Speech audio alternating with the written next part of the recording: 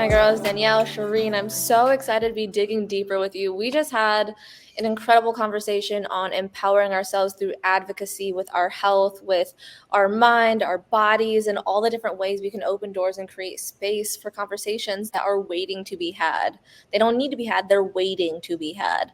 And as we were getting ready to dig deeper, we were talking about the ways that we can serve our bodies by listening to our bodies. I think cycle syncing has been such a hot freaking topic lately, and I'm so here for it. Sherine, you were starting to get into it a little bit about how like there are weeks that you're not cleaning, you're not going to the gym, and that's okay. You're going to serve her and she's going to be served.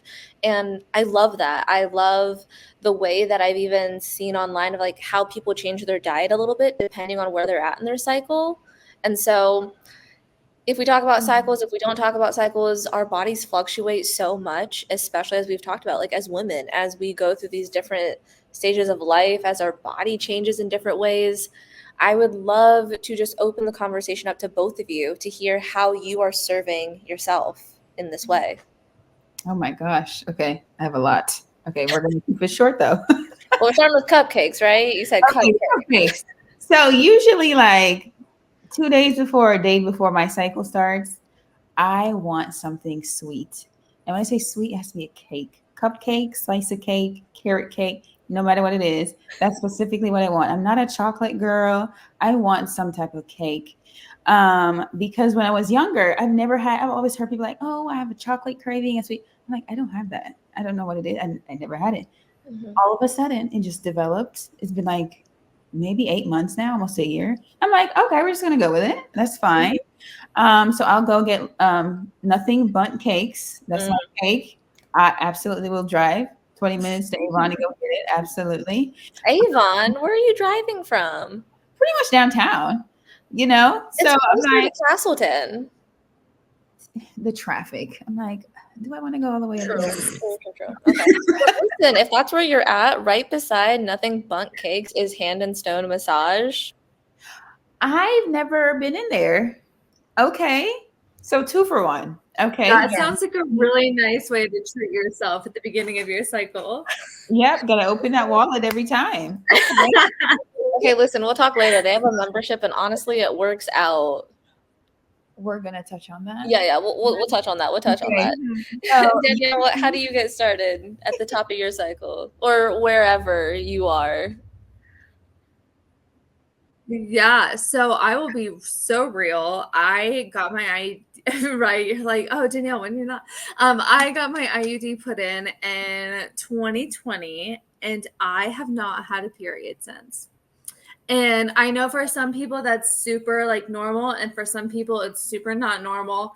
I just don't question it. I am just grateful to not have the period cramps every single time. Trust me, I know when I'm supposed to be having my period because I do get emotional. I'm an HSP, if you don't know, a highly sensitive person, if you don't know. So I'm like, I know when the hormones are going crazy, but also my hormones are always going crazy. So, I can use it as my excuse, but you know what? A hot stone massage, I'm going to work that into the beginning of my cycle. I mean, you still have a cycle regardless because your body continues to ODI, right? I don't know enough about IUDs transparently. So take that with a grain of salt. Yeah.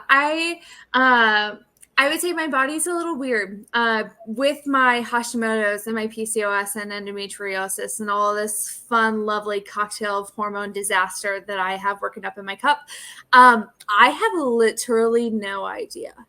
Okay. I could not tell you if I do or if I don't. No doctor has been able to tell me.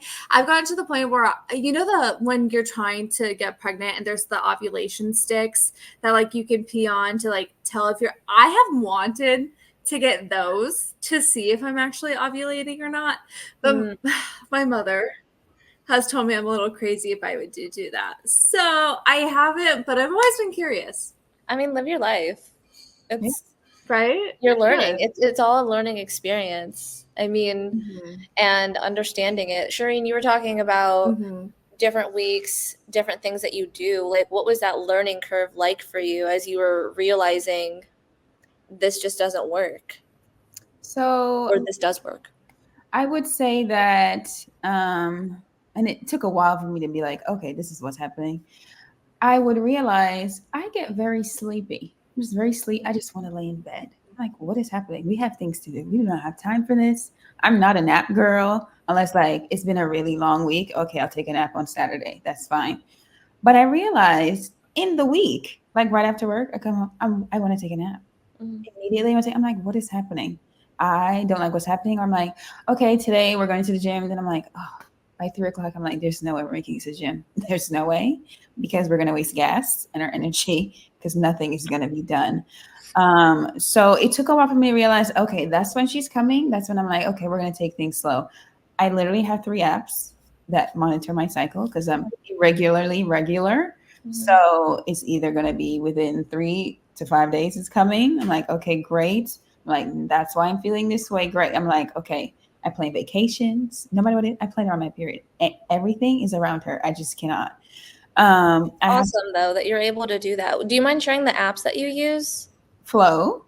I don't pay for any of these, by the way. Flow. I use, I think it's called My Period Mm-hmm. Tracker. And then I also use the Apple Health one. So sometimes I'll forget to log. It's like, hey, you didn't log your period, but there's sometimes I'm like, I haven't got one yet. So, I have to have 3 because this month I can start the 28th. Next month I start the 11th. I'm like, okay, I don't know what's happening, and I just don't have the time to remember what's happening because again, I'm irregularly regular. So I just leave it as it is. That'll be the week where I'm like, I don't feel like cooking. It's gonna be takeout for the whole week. We're just not gonna do that.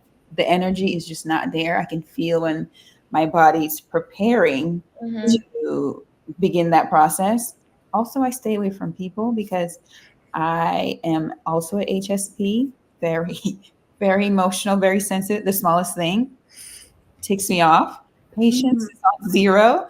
I'm like, guys, so my girlfriends know if you don't hear from me for a certain week, just know what time of the week it is. I like to stay away because I know me and I just don't like to project that. I'll try to be nice, of course. Yeah.